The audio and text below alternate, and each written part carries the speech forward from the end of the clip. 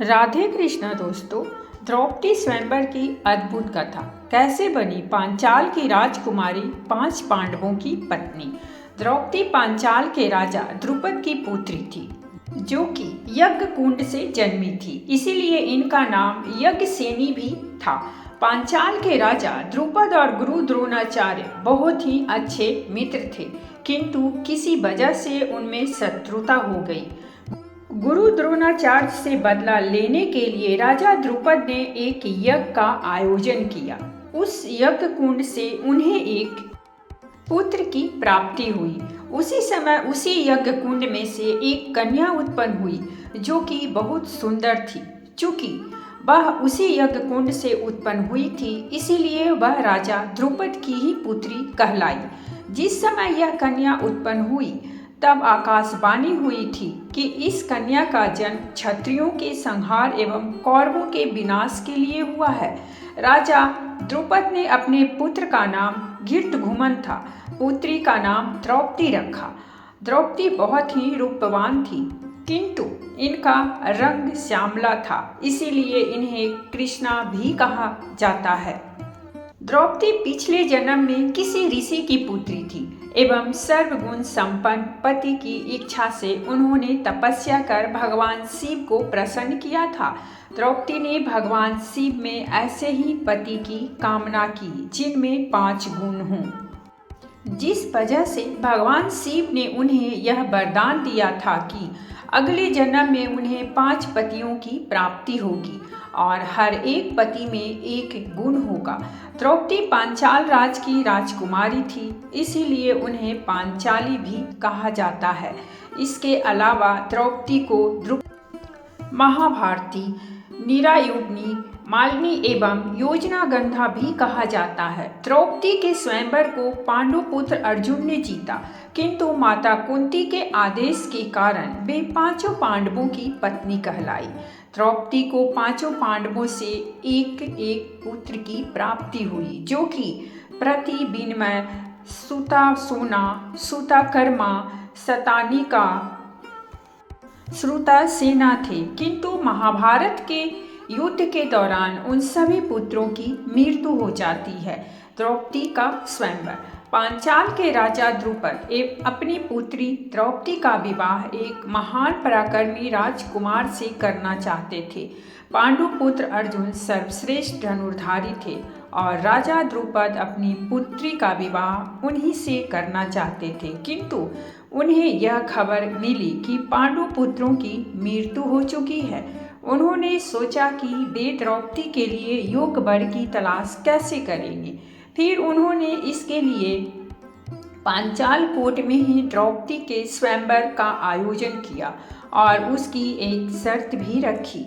Coat के केंद्र में एक खंभा खड़ा किया हुआ था, जिस पर एक गोल चक्र लगा हुआ था। उस गोल चक्र में एक लकड़ी की मछली फंसी हुई थी, जो कि एक तीव्र वेग से घूम रही थी। उस खंभे के नीचे पानी से भरा हुआ पात्र रखा था। धनुष बाण की मदद से उस पानी से भरे पात्र में मछली का प्रतिबिंब देखकर उसकी आंख में निशाना लगाना था। उन्होंने कहा कि जो भी राजकुमार मछली पर सही निशाना लगाएगा, उसका विवाह द्रौपदी के साथ होगा। राजा द्रुपद ने अपनी पुत्री के स्वयंवर के लिए सारी तैयारियां कर रखी थी। उन्होंने देश के कई महान राजाओं और उनके राजकुमारों को आमंत्रित किया था। सभी स्वयंवर के लिए पांचाल कोट में प्रवेश करते हैं। पांडव उस समय वन में ब्राह्मणों की तरह रहते थे। उनकी बढ़ी हुई दाढ़ी थी और वेशभूषा भी ब्राह्मणों का धारण किया हुआ था। द्रौपदी के स्वयंवर का समाचार जब पांडवों को मिला, तब वे भी पांचाल कोट में प्रवेश करते हैं। दुर्योधन, कर्ण और श्री कृष्ण भी स्वयंवर में प्रवेश करते हैं। द्रौपदी अपने भाई घृतघुमन के साथ हाथी पर सवार होकर कोट में प्रवेश करती है। ये बहुत ही सुंदर लग रही थी। राजभवन में उपस्थित सभी राजकुमार उनके सौंदर्य को देखकर बहुत प्रभावित हुए। सभी ने इस प्रतियोगिता को जीतकर द्रौपदी से विवाह करने की इच्छा उत्पन्न हो गई।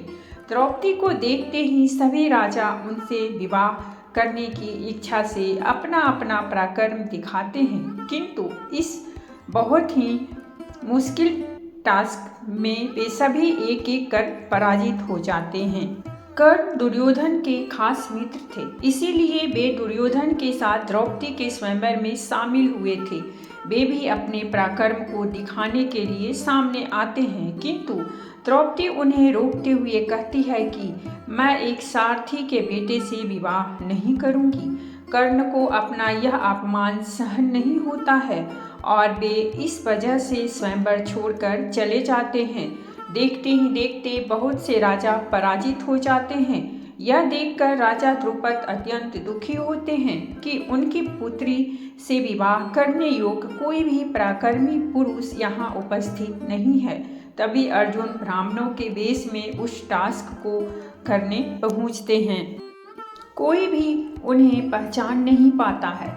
वहाँ उपस्थित सभी राजकुमार इस बात का विरोध करते हैं कि एक ब्राह्मण इस प्रतियोगिता का हिस्सा कैसे बन सकता है, किंतु उस ब्राह्मण के आत्मविश्वास को देखते हुए किसी के कुछ कहने की हिम्मत नहीं होती है। अर्जुन ने बहुत ही आसानी से लक्ष्य को भेद कर उस टास्क को पूरा कर दिया। द्रौपदी यह देखकर बहुत प्रसन्न हुई और वरमाला जाकर सीधे अर्जुन के गले में डाल दी।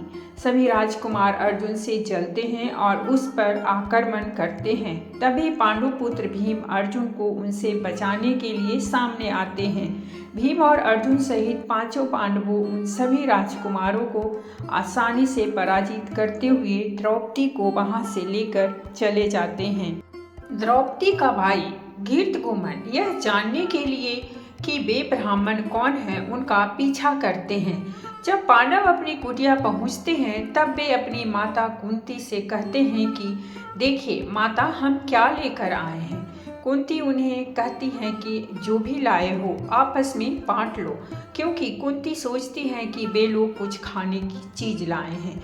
जब वे देखती हैं कि यह तो एक दुल्हन है जो कि अर्जुन की पत्नी है, कुंती बहुत ही दुखी होती हैं कि उन्होंने यह क्या कह दिया। कस्टम के अनुसार पांडवों को अपनी माता के हर एक शब्द जो भी उन्होंने कहा उनकी आज्ञा मानकर उसका पालन करना होगा। द्रौपदी पांचों भाइयों की पत्नी कहलाएगी। तभी कृष्ण वहां आते हैं और माता कुंती से कहते हैं कि द्रौपदी ने पिछले जन्म में सद्गुण संपन्न पति पाने के लिए भगवान शिव की तपस्या की थी और उसने वरदान में 5 गुणों से युक्त पति की कामना की थी। तब भगवान शिव ने उसे वरदान दिया था कि अगले जन्म में उसे 5 पतियों की प्राप्ति होगी और हर एक पति में एक गुण होगा। श्री कृष्ण इस बात को सुनकर कुंती उनसे सहमत हुई और इस तरह द्रौपदी पांचों पांडवों की पत्नी कहलाने लगी। घृतकुम्न जो कि पांडवों का पीछा कर रहा था, उसने यह सब देखा और अपने पिता के पास जाकर उनसे कहा, पिताश्री, मैं आपके लिए एक खुशखबरी लाया हूँ। वह कोई और नहीं बल्कि पांडुपुत्र अर्जुन ही हैं। राजा द्रुपद यह सुनकर बहुत खुश हुए, लेकिन जब घृतकुम्न ने अपने पिता को यह बताया कि द्रौपदी पांचों पांडवों की पत्नी है, तो यह सुनकर राजा द्रुपद बहुत दुखी हुए, क्योंकि यह कानून के खिलाफ था। उस समय ऋषि व्यास वहां आए। उन्होंने राजा द्रुपद से कहा, हालांकि इस तरह के विवाह की पवित्र ग्रंथों में अनुमति नहीं है, किंतु यह एक विशेष विवाह है जो कि स्वयं भगवान शिव का वरदान है जो द्रौपदी को मिला है, तो यह कानून के खिलाफ नहीं है। ऋषि वेद व्यास के बारे में यहाँ पढ़ें। राजा द्रुपद श्री व्यास की बातों से सहमत होते हैं और अपनी पुत्री के विवाह का आयोजन करवाते हैं। पांचों पांडव अपनी माता कुंती के साथ राजभवन में प्रवेश करते हैं। तभी वहां युधिष्ठिर अपना वास्तविक परिचय देते हैं। इस बात से राजा द्रुपद को बहुत खुशी होती है, क्योंकि वे अपनी पुत्री द्रौपदी का विवाह अर्जुन के साथ ही कराना चाहते थे और वही हुआ। फिर द्रौपदी का पांचों पांडवों के साथ विवाह संपन्न हुआ और वे सभी माता कुंती के साथ हस्तिनापुर पहुंचते हैं। पांडवों के जीवित होने की सूचना जब हस्तिनापुर में सभी को मिलती है तो सभी बहुत प्रसन्न होते हैं। तो दोस्तों, ये थी हमारी आज की कहानी, और अगर कहानी अच्छी लगी हो तो प्लीज़ हमारे चैनल को सब्सक्राइब कीजिए, वीडियो को लाइक और शेयर जरूर कीजिए। कहानी सुनने के लिए बहुत बहुत धन्यवाद। मिलते हैं हम एक नई कहानी के साथ।